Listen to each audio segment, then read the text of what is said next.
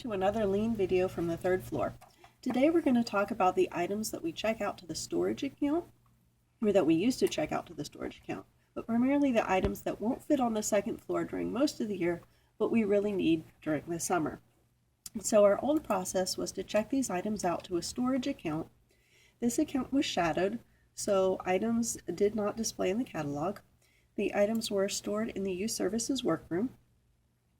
And we had a few problems with this. As I said, the items were shadowed, so they did not display in the catalog, which meant that our members didn't really even know that we had them.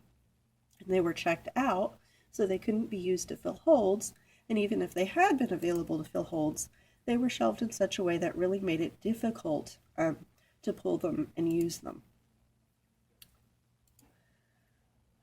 Another problem with this method was that it led to inaccurate statistics about our collection use, and it made it impossible for us to automate some of our data exports to Collection HQ because the storage items had to be checked in to get accurate numbers and then checked out again to keep them in storage.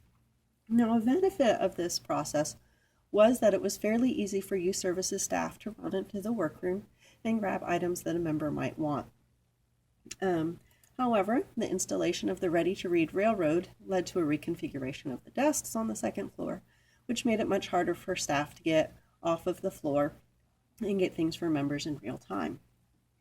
However, that also gave us an opportunity to look at the process and see how we could improve it.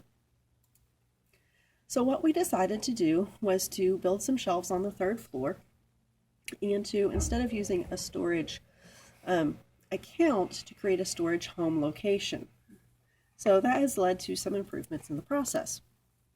First of all, the items are not shadowed anymore, so they do display in the online catalog and members know that we have them.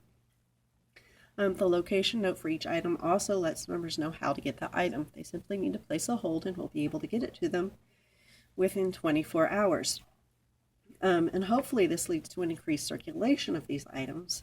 And we'll have a sense of that based on the number of holds that get pulled from storage as we continue going forward.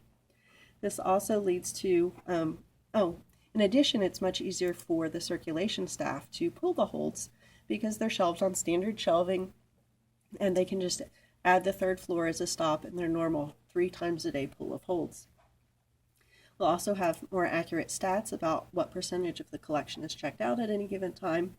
And we've already been able to automate the Collection HQ data export, so Rachel doesn't have to do it while she's here. And if this month is any indication, we'll get the results back earlier in the month, giving us more time to act on the data. So this has led to a number of improvements for both our members and for our staff. It's not a perfect solution. We have blocked our lovely view of the parking garage and all of the wonderful sunlight that comes in through our back window.